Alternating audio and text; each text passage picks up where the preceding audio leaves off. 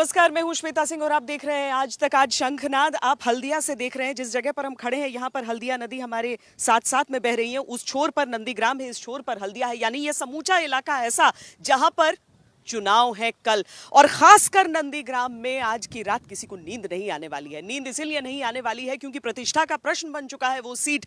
ये सवाल बन चुका है कि बंगाल के मुख्यमंत्री का फैसला क्या वहां से होता है? क्या ममता दीदी वहां के लोगों की पसंद है या फिर शुभेंदु दादा? इन सारे सवालों का जवाब तलाशने के लिए कम से कम नंदीग्राम की जनता ने तो फैसला कर लिया होगा, लेकिन उसके लिए 2 मई का इंतजार करना होगा। लेकिन उससे पहले बहुत तरह के सवाल उठाए जा रहे हैं। सवाल सुरक्षा को लेकर उठाए जा रहे हैं, सवाल इस बात को लेकर उठाए जा रहे हैं कि कौन किसके मन में डर डाल रहा है। सवाल गोत्र के भी हैं, जवाब धर्म के भी हैं। इन सारी चीजों के बीच नंदीग्राम क्या कह रहा है, सुनिए।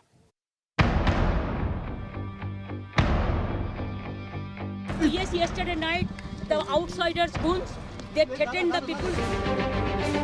क्रिमिनल लेके आ रही है तो वो पकड़ ले, प्रशासन उनके हाथ में। How they are allowing? How the election commission is allowing?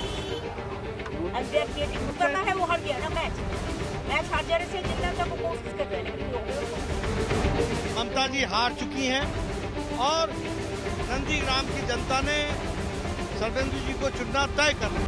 Nandigram में मतदान से चंद घंटे पहले ममता बनर्जी को नया डर सताया है। ममता बनर्जी को लगता है कि नंदीग्राम में मतदान को प्रभावित करने की कोशिश की जाएगी। ममता को लगता है कि मतदान से पहले नंदीग्राम को अशांत करने की कोशिश की जाएगी। इसीलिए ममता बनर्जी ने चुनाव आयोग से स्वतंत्र और निष्पक्ष चुनाव कराने की मांग की है। Yes, yesterday night the outsiders goons they threatened the people, especially Gokul Nagar, then Ball, and then there are some areas in Balarampur and other area. But we are already taking up the matter with the election commission. Let us hope that Nandigram must be allowed for free and fair election. Mamata Banerjee के इन आरोपों पर BJP की ओर से करारा पलटवार किया गया। BJP के अध्यक्ष जेपी नड्डा ने कहा कि ममता बनर्जी नंदीग्राम आ गई हैं, मगर अब उन्हें हार का डर सता रहा है। ममता जी का हार निश्चित है, एक तरफा फैसला है। आप मुझसे चुनाव के नतीजों के बाद मिलिएगा, जरूर मिलिएगा, और मेरी बात को नोट कीजिएगा। ममता जी हार चुकी हैं और नंदीग्राम की जनता ने शुभेंदु जी को चुनना तय कर लिया। ममता बनर्जी ने नंदीग्राम में ही डेरा डाला हुआ है, मगर ममता बनर्जी लगातार कहती रही हैं कि बाहरी गुंडे आकर यहाँ का माहौल अशांत कर रहे हैं। इन पर लगाम लगाना जरूरी है। Why they are campaigning right now? How they are allowing? How the election commission is allowing? And they are creating nuisance. And what you are complaining? It is not that I just came. No party people talk to me till now. हालांकि ममता बनर्जी के इन गुंडों वाले आरोपों पर एक दिन पहले ही गृह मंत्री अमित शाह ने पलटवार किया था। जो कह रही है कि एंटी सोशल एलिमेंट्स को ला रही है बीजेपी अपने साथ स्टेट आर्म्ड पुलिस ले आ रही है, क्रिमिनल्स लेके आ रही है। क्रिमिनल लेके आ रही है तो वो पकड़ ले, प्रशासन उनके हाथ में, कौन रोक रहा है? नंदीग्राम में बयानों की बौछार जितनी तीखी है, उतनी ही रक्त रंजित यहाँ की लड़ाई है। यहाँ कब किस पर कौन हमला कर दे कुछ नहीं कहा जा सकता। एक दिन पहले ही मोइना से बीजेपी के उम्मीदवार और पूर्व क्रिकेटर अशोक डिंडा पर हमला हुआ। आरोप तृणमूल समर्थकों पर लगा। 4টে লাস্ট প্রোগ্রাম প্রচারের করে ফিরছিলাম, বাড়ি যাচ্ছিলাম, এই ময়না বাজারে ঘেরাও করে আমার গাড়ির অবস্থা দেখতে পাবি, ভাঙচুর করে আমার একটা ঘাড়ে এসে প্রচুর জোরে একটা ইট মাথা ঘাড়ে লাগলো। আমার ভাইয়ের হাত পা কেটে গেছে, পাঁচ সব ভেঙে গেছে। কোনো রকম পালিয়ে বেঁচেছি। এটা সন্ত্রাস, এইভাবেই তো এরা চলছে টিএমসির লোকজন, এটাই তো এদের পরিচয়। डिंडा पर हमले के बाद उनकी सुरक्षा बढ़ा दी गई है, मगर बीजेपी और टीएमसी के बीच की यह तकरार भयानक होती जा रही है। बंगाल में बीजेपी के प्रभारी कैलाश विजयवर्गीय ने भी एक वीडियो ट्वीट किया जिसमें बीजेपी के कार्यकर्ताओं पर हमला हो रहा है। ममता आरोप लगा रही हैं कि बाहरी गुंडों की वजह से बंगाल को अशांत करने की कोशिश हो रही है। दूसरी ओर बीजेपी आरोप लगा रही है कि ममता बनर्जी के कार्यकर्ता ही बीजेपी के कार्यकर्ताओं पर हमला कर रहे हैं। किसके आरोप सच्चे हैं और किसके झूठे, ये तो ठीक ठीक नहीं कहा जा सकता, लेकिन इतना जरूर है कि हमले हो रहे हैं। इस अशांत राजनीति के बीच ममता बनर्जी ने गैर बीजेपी नेताओं को एक चिट्ठी लिखी है। इस चिट्ठी में ममता बनर्जी ने अपील की है कि लोकतंत्र बचाने के लिए गैर बीजेपी नेता बीजेपी के खिलाफ एकजुट हो जाएं। ममता बनर्जी ने जिन्हें चिट्ठी लिखी है उनमें सोनिया गांधी, शरद पवार, स्टालिन, अखिलेश यादव, उद्धव ठाकरे, हेमंत सोरेन, अरविंद केजरीवाल, जगन रेड्डी, नवीन पटनायक और फारूक अब्दुल्ला जैसे दिग्गज नेता शामिल हैं। बीजेपी कह रही है कि ममता को हार का डर है। क्या ये लामबंदी का चक्कर नहीं है, ये पेशबंदी है, ये भूमिका है। और भूमिका इस बात की बनाई जा रही है कि अब जनता का जनादेश आने वाला है, और जनता का जनादेश जब आएगा तो ये ईवीएम के सर पे इस बार ठीकरा नहीं फोड़ेंगे, इस बार ईवीएम पे सर फोड़ने वाले हैं ये लोग। जितनी हताशा, जितनी हाहाकार दिखाई पड़ रहा है, इसलिए जो है वो आपको अपने शासनकाल के करप्शन का, क्राइम का, कुशासन का सूद ब्याज के साथ हिसाब किताब जनता को देना चाहिए। वो नहीं दिया आपने, और इस बात का आपको एहसास हो गया कि आपकी विदाई के बैंड बाजा बज चुका है, उसकी आवाज़ आपको सुनाई पड़ रही है, और इसलिए इस तरह के हाहाकार दिखाई पड़ रहे हैं। बहरहाल अब इंतजार है उस समय का जब नंदीग्राम की जनता अपना फैसला ईवीएम में कैद करेगी, और उसी के साथ बंगाल के दो सबसे बड़े महारथियों की किस्मत भी ईवीएम में बंद हो जाएगी। श्वेता सिंह पौलमी साहा और इंद्रजीत कुंडू के साथ अनुपम मिश्र, नंदीग्राम, आज तक। ममता बनर्जी का गढ़ या शुभेंदु अधिकारी का आंगन, क्या साबित होने वाला है नंदीग्राम? लेकिन इसके साथ वहां की सुरक्षा व्यवस्था कैसी है? 8 चरणों में जब बंगाल का मतदान होगा, यह ऐलान किया गया था चुनाव आयोग द्वारा, तब से ममता बनर्जी बहुत परेशान थी और बहुत नाराज थी इस बात को लेकर कि क्या ये पश्चिम बंगाल की कानून व्यवस्था पर एक तरह से सवाल उठाया जा रहा है। लेकिन चुनाव आयोग की तरफ से स्पष्ट किया गया था कि सुरक्षा व्यवस्था के मद्देनजर ये फैसले लिए गए हैं। ये समूचा इलाका जिस तरह से संवेदनशील माना जाता है, और नंदीग्राम के भीतर के वो इलाके जो अति संवेदनशील की श्रेणी में आते हैं, वहां पर किस तरीके से सुरक्षा कर्मियों की तैनाती की गई है, किस तरीके से चप्पे चप्पे पर सीएपीएफ के जवान तैनात हैं, और एक एक बूथ को किस तरीके से सुरक्षा के एक चक्र में घेरा गया है, वो भी देखना जरूरी है। ममता के लिए साख की जंग है नंदीग्राम, शुभेंदु के लिए अस्तित्व की लड़ाई है नंदीग्राम। सियासत के खूनी खेल का मैदान चुनाव आयोग के लिए शांतिपूर्ण मतदान की चुनौती है ये नंदीग्राम। जिस टूटे पैर के साथ ममता बनर्जी ने पश्चिम बंगाल में सियासी जंग के हुंकार भरी थी, उस चोट की पूरी सियासत का गढ़ था ये नंदीग्राम। आज यहाँ के चप्पे चप्पे पर सुरक्षा बल की तैनाती है, जिसका एक ही मकसद है कि नंदीग्राम में रक्त चरित्र का विराम। नंदीग्राम के पूरे इलाके में आप देख लेंगे, आपको कहीं पर कोई कमी नहीं लगेगी सुरक्षा कर्मियों की। वर्दीधारी आपको अलग अलग इलाकों में नजर आ जाएंगे। हम तो खैर उस जगह पर मौजूद हैं जहां पर ममता बनर्जी 3 दिन से यहां पर मौजूद हैं, और उसके बाद यहीं से वो सारा अपना कामकाज कर रही हैं। और साथ ही आज वो चूंकि यहाँ पर अब प्रचार नहीं हो सकता था, कल शाम बंद था, और अब डोर टू डोर सिर्फ हो रहा है यहाँ पर, तो अब वो शिंगूर की तरफ निकली है, लेकिन वापस वो यहीं पर आने वाली है। यहाँ पर वो रहना चाहती है उस समय तक जब तक यहाँ पर मतदान चल रहा है। तो सुरक्षा कर्मियों की ऐसी नहीं है कि कहीं पर भी यहाँ पर कमी दिख रही है।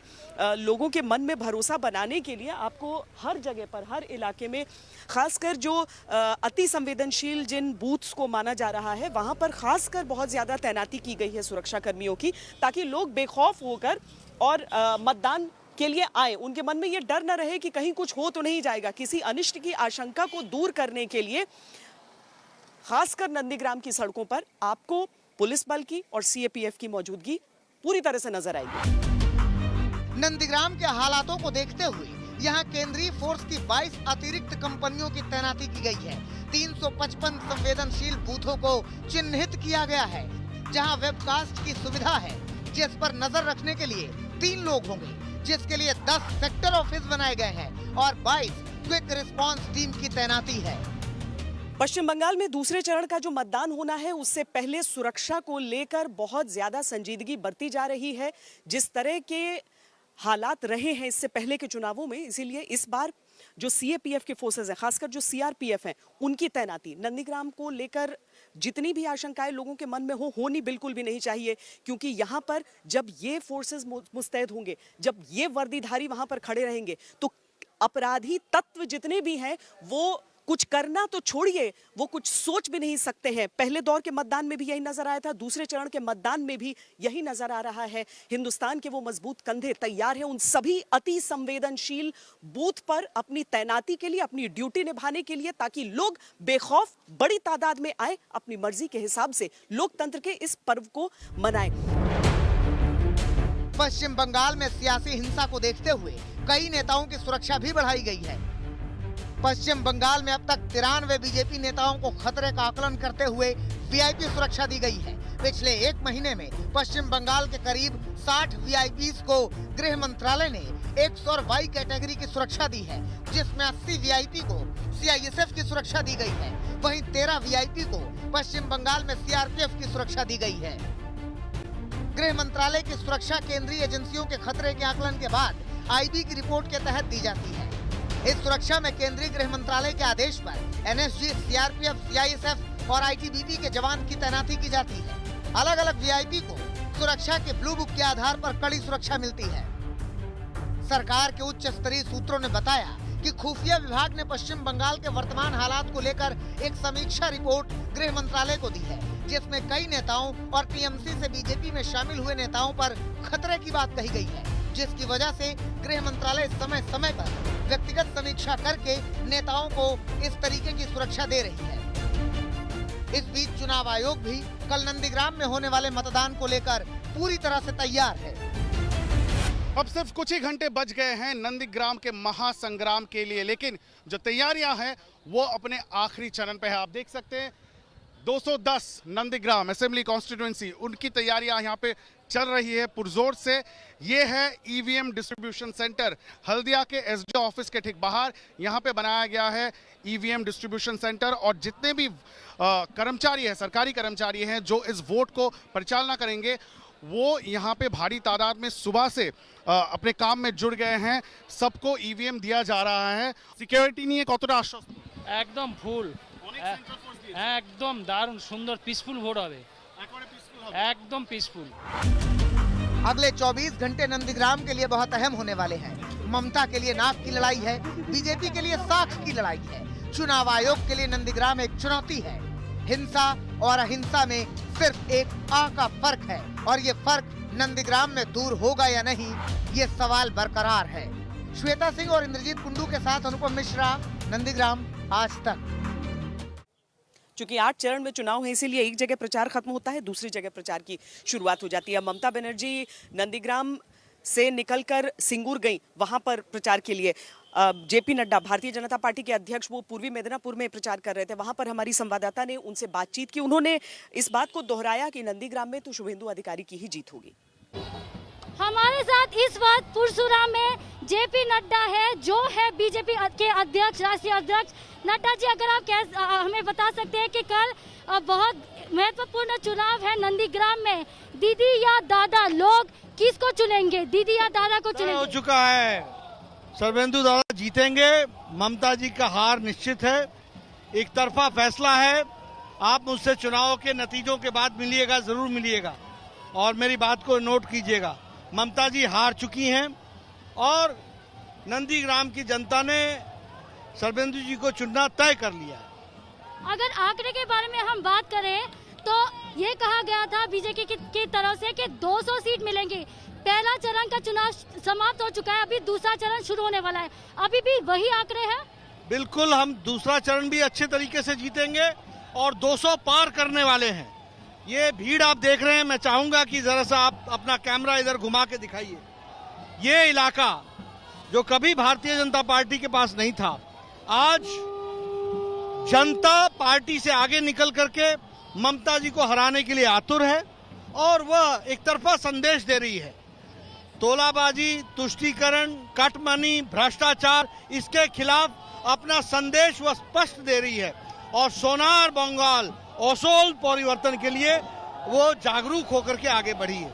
और एक चिट्ठी सामने नजर आ रहा है जो बीजेपी की तरफ से ये झूठा साबित हो रहा है कि दिलीप घोष ने आपको एक चिट्ठी लिखा था कि पहले की 3 से 4 सीट ही मिलेगा बीजेपी को, लेकिन ये अफवाह कहां से और क्यों फैल रही है?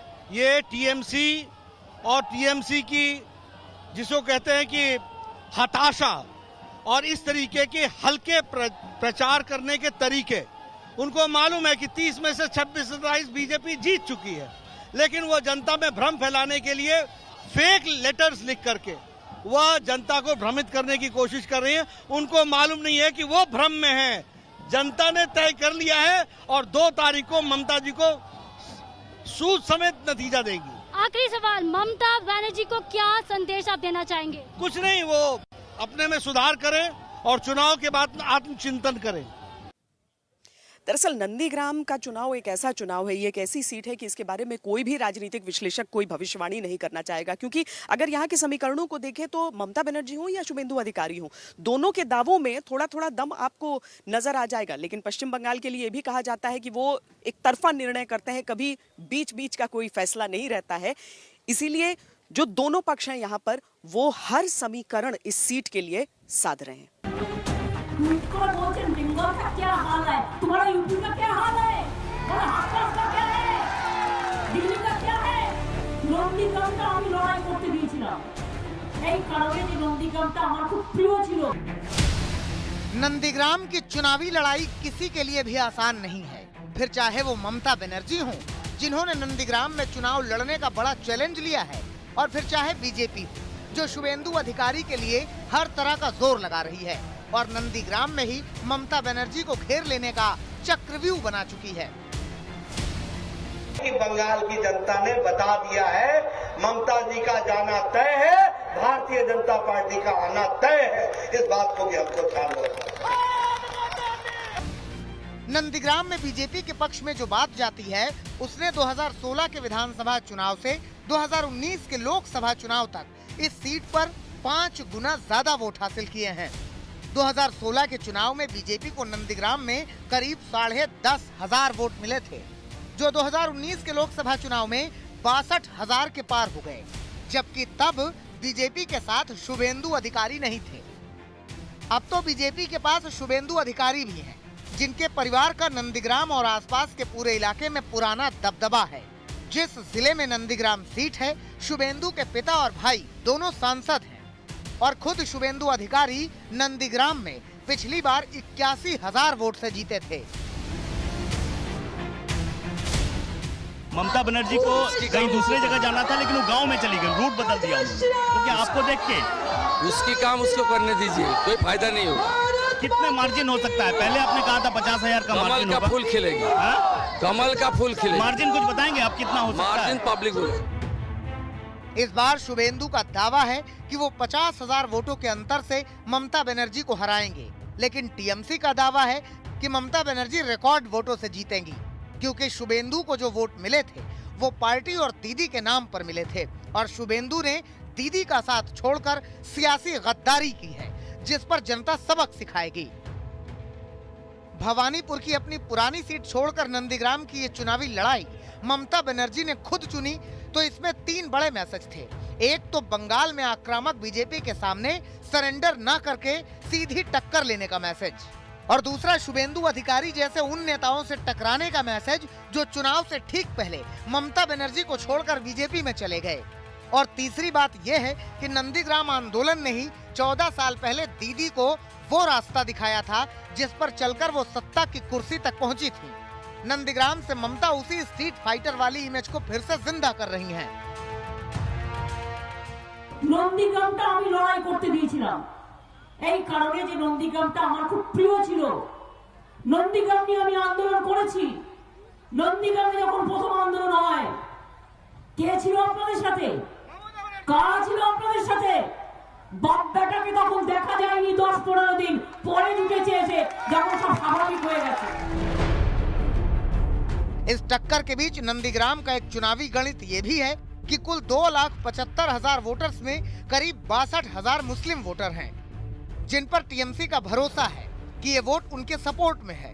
मुस्लिम वोट एकजुट रहे और कोई ध्रुवीकरण न हो, इसके लिए दीदी ने पूरा जोर लगा दिया है।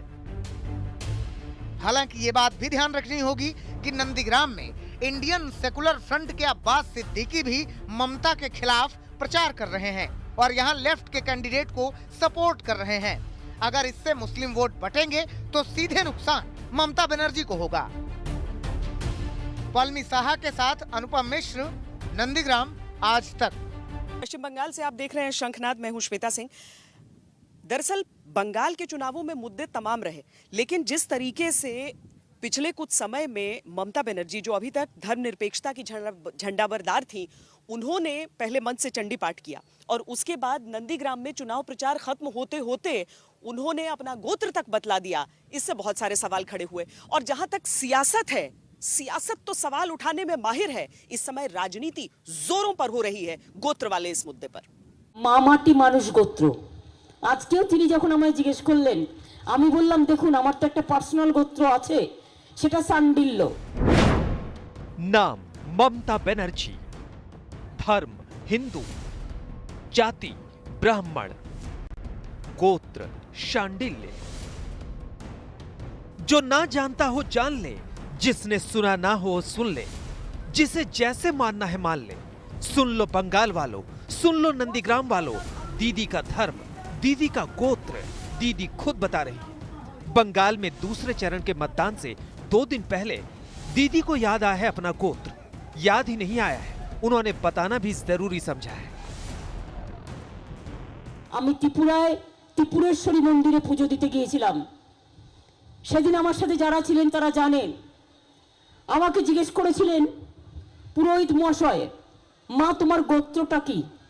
আমি বলে ফেলেছিলাম মামাটি মানুষ গোত্র।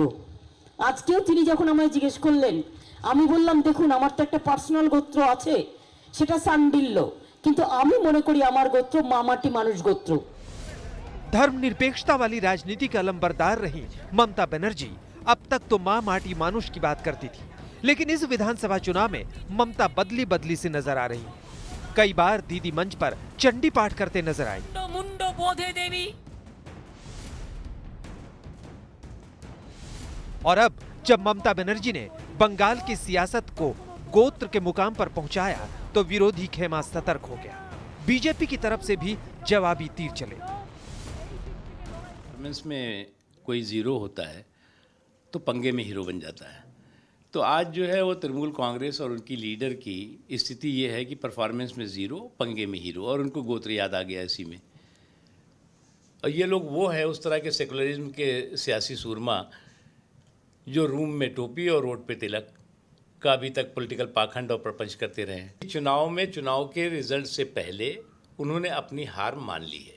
जनता से टूट गए हैं और पैरों तले जमीन कितनी खिसक गई है और हार का डर कितना है, इसी का ये सारा उदाहरण है। और इसलिए अब ऐसे कोई दाव या ऐसे पेच नहीं चलेंगे। अपनी एक रैली में ममता बनर्जी ने खुद को शांडिल गोत्र का बताया, तो अपने नाम के आगे शांडिल लिखने वाले केंद्रीय मंत्री गिरिराज सिंह का पारा हाई हो गया। उन्होंने ममता से पूछ लिया कि कहीं वो रोहिंग्या और घुसपैठियों का गोत्र शांडिल तो नहीं बता रही हैं। ममता दीदी, मुझे कभी समझ में नहीं आया कि मोदी जी के डर से आपने गोत्र तो बता दिया, लेकिन आज तक आपने शांडिल गोत्र वालों को इतना तंग और तबाह क्यों किया? जो दुर्गा मूर्तियों को विसर्जन के लिए लाठियां खाते थे, कोर्ट के शरण में जाते थे, रामनवमी में जय श्री राम बोलने के लिए लाठियां खाते थे, आज भी जय श्री राम बोलने पर आपको गुस्सा आता है। ये कौन थे? ये तो शांडिल गोत्र ही थे। बीजेपी के फायर ब्रांड नेता गिरिराज सिंह के इस बयान पर टीएमसी की फायर ब्रांड सांसद महुआ मोइत्रा ने करारा जवाब देते हुए ट्विटर पर लिखा, केंद्रीय मंत्री गिरिराज सिंह ममता का गोत्र रोहिंग्या बताते हैं। शाबाश, चोटी वाला राक्षस गोत्र होने से तो बहुत बेहतर है। बीजेपी और टीएमसी में गोत्र पर राजनीति गहराई तो असदुद्दीन ओवैसी भी मैदान में आ गए। उन्होंने पहले तो ममता पर हमला बोलते हुए ट्वीट किया। अपने ट्वीट में ओवैसी ने लिखा, मेरे जैसे लोगों का क्या होगा जो ना शांडिल्य या जनेऊधारी है, किसी भगवान के भक्त भी नहीं है, चालीसा भी नहीं पढ़ते, पाठ भी नहीं करते। हर पार्टी को लगता है कि उसे जीतने के लिए अपनी हिंदू पहचान दिखानी होगी। ये सिद्धांतहीन और अपमानजनक है, ये सफल नहीं होगा। I condemn her statement wherein she is claiming to be from an upper caste. She is practicing same politics of communalism which is being practiced by Narendra Modi and BJP. I don't find any difference between what she is saying in this election and in her own election campaign and what BJP is doing. So Mamata Banerjee and Narendra Modi are made for each other. Mamata Banerjee ने बहुत सोच समझकर गोत्र का card चला है, क्योंकि उन्हें भरोसा है कि मुस्लिम उनका साथ नहीं छोड़ेंगे। लेकिन वो जानती हैं कि जीत के लिए तो हिंदू वोट भी जरूरी है। अल्पसंख्यक वोटर जहां ममता के पक्ष में हैं, तो हिंदू वोटर शुभेंदु के पक्ष में। और इसी हिंदू वोटर को तोड़ने के लिए ममता बनर्जी लगातार मंच से मंत्रोच्चार कर रही हैं और इसी कड़ी में उन्होंने अपना गोत्र तक बताया है ताकि हिंदू वोटर्स को तोड़कर लाभ उठाया जा सके। कैमरामैन तापस बायरी के साथ अनुपम मिश्र, आज तक, नंदीग्राम। ममता बनर्जी की परेशानी दरअसल लाजमी है। भारतीय जनता पार्टी जो अपना उन पर प्रहार करती रही है, वो उन्हें बार बार एक खास धर्म के समर्थन का आरोप उन पर लगाती रही है, हिंदुओं के खिलाफ होने का आरोप लगाती है। और नंदीग्राम की आबादी को अगर आप देखेंगे तो 74% जो आबादी है यहाँ की वो हिंदुओं की है। अब ममता बनर्जी को संकट ये है कि कहीं हिंदू वोटों का ध्रुवीकरण न हो जाए। शुभेंदु अधिकारी वैसे भी एक ऐसे नेता रहे हैं जो नंदीग्राम से ही हैं और वहाँ के सभी आंदोलनों से और खासकर जमीनी तौर पर वहाँ पर जुड़े हुए हैं। तो इन सारी चीजों को देखते हुए ममता बनर्जी जो कर रही हैं वो सियासी तौर पर उनके लिए लाजमी है। ला इलाहा इल्लल्लाह मोहम्मद रसूलुल्लाह, God is good and God is great. Boy गुरु जी का खालसा, बॉय गुरु जी का फतेह। ओम सर्वमंगल मंगल्ये शिवे सर्वार्थ साधिके शरण्ये त्र्यंबके गौरी नारायणी नमस्तुते। আমি বললাম দেখুন আমার তো একটা পার্সোনাল গোত্র আছে, সেটা सांडिल्य। 10 साल तक पूरे तेवर के साथ बंगाल पर राज करने वाली ममता बनर्जी को आखिर अचानक अपना गोत्र क्यों याद आ गया? 10 साल तक माँ, माटी और मानुष की बात करने वाली ममता ने मतदान की तारीख आते आते हिंदुत्व का चोला क्यों पहन लिया? इसे भी समझने की जरूरत है। नंदीग्राम में 26% मुस्लिम वोट हैं, जिन पर ममता बनर्जी को पूरा भरोसा है कि उन्हीं के खाते में जाएंगे, जबकि नंदीग्राम में 74% हिंदू वोटर हैं। ममता को डर है कि कहीं नंदीग्राम में ध्रुवीकरण न हो जाए और हिंदू वोट बीजेपी की तरफ शिफ्ट न हो जाए। दीदी का तो विश्वास है कि जय श्री राम को ये बोलने पर प्रतिबंध लगा दो। बंगाल के हिंदू वोटों पर बीजेपी की निगाह पहले से ही जमी थी। यही वजह है कि योगी आदित्यनाथ जैसे हिंदुत्ववादी नेता बंगाल में अपनी आवाज बुलंद करते रहे। जय श्री राम। ममता दीदी भी अब मंदिर में जाकर के चंडी पाठ कर रही है। ये परिवर्तन है ना, ये है नया भारत। हर व्यक्ति को भगवान की शरण में जाना ही पड़ेगा। बंगाल में हिंदुत्व की अंतरधारा का एहसास ममता को भी था। उन्होंने नामांकन से पहले नंदीग्राम के शिव मंदिर में पूजा की थी। उधर उनके प्रतिद्वंदी शुभेंदु अधिकारी ने भी 11 मार्च को सिंहवाहिनी मंदिर में पूजा कर नामांकन दाखिल किया था। इस चुनाव में हिंदुत्व की छाप साफ दिखाई दे रही थी।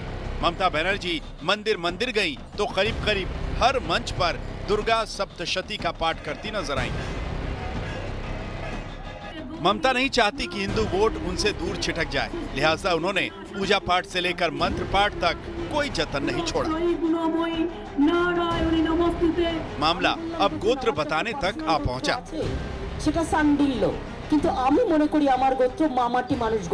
ममता बनर्जी जिनका गोत्र घुसपैठियों और जिहादियों से मिलता था कल तक, आज वो अपना गोत्र बता रही हैं। आज मंदिर मंदिर जा रही हैं। अब आज उनकी ये राजनीतिक मजबूरी है, लेकिन वेस्ट बंगाल की जनता पूरी तरीके से समझ चुकी है, देख चुकी है, इसलिए अब ये सब चलने वाला नहीं है। ममता बनर्जी को पता था कि बीजेपी का एक धड़ा इस चुनाव में हिंदुत्व के मुद्दे को गरमा रहा है। ममता भी हिंदुत्व को साधने में लगी रही, लेकिन ख्याल रहा कि मुस्लिम वोट बैंक कहीं खिसक न जाए, लिहाजा मंच पर कलमा भी उन्होंने पढ़ा। আল্লাহ তাআলার কাছে দোয়া চেয়ে বলবো লা ইলাহা ইল্লাল্লাহ মুহাম্মদ রাসূলুল্লাহ। জয় শ্রী রাম, জয় শ্রী রাম। बंगाल की लड़ाई गोत्र तक आ गई। इसकी बानगी तो 23 जनवरी को ही मिल गई थी, जब नेताजी सुभाष चंद्र बोस की 125वीं जयंती पर हुए कार्यक्रम में मोदी की मौजूदगी में जय श्री राम के नारे लग गए, जिस पर ममता ने मंच पर ही नाराजगी जता दी थी। मैं तो आभारी हूँ प्रधानमंत्री जी का, कल्चरल मिनिस्ट्री का, कि आप लोगों ने कोलकाता में प्रोग्राम बनाया, लेकिन किसी को आमंत्रण करके, निमंत्रित करके उसको बेइज्जत करना ये आपको शोभा नहीं देता है। इसके बाद तो बंगाल के चुनाव प्रचार की दिशा ही बदल गई। चुनाव प्रचार में जय श्री राम के नारे गूंजे, ममता का चंडी पाठ गूंजा, तो हिंदू वोटरों की चाहत में ममता बनर्जी ने गोत्र का कार्ड खेल दिया। कोलकाता से अनुपम मिश्रा के साथ इंद्रजीत कुंडू, नंदीग्राम, आज तक। আমি বললাম দেখুন আমার তো একটা পার্সোনাল গোত্র আছে, সেটা সান্ডিল্য। चुनावी हिंदू होने का आरोप केवल ममता बनर्जी पर नहीं लगाया जा रहा है, चूंकि पश्चिम बंगाल ही नहीं, असम में भी चुनाव है और असम में कामाख्या देवी के दर्शन के लिए राहुल गांधी पहुंच गए, तो राहुल गांधी पर भी प्रहार किया बीजेपी ने और सीधे तौर पर यह कहा कि जब चुनाव होते हैं तभी क्यों राहुल गांधी को मंदिरों की याद आती है।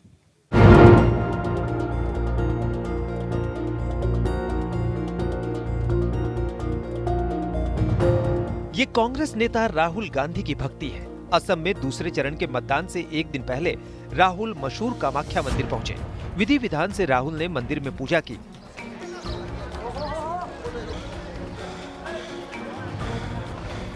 छत्तीसगढ़ के मुख्यमंत्री भूपेश बघेल के साथ राहुल कामाख्या मंदिर में पहुंचे थे।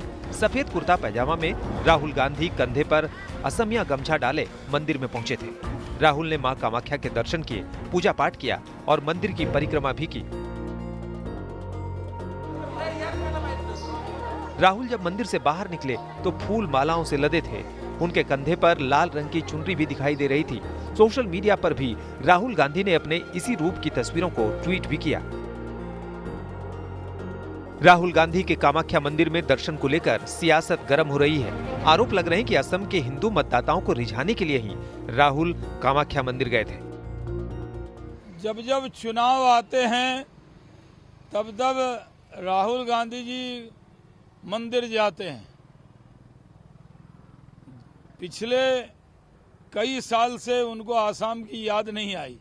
ये चुनाव के वक्त उनको आसाम और मंदिर क्यों याद आता है?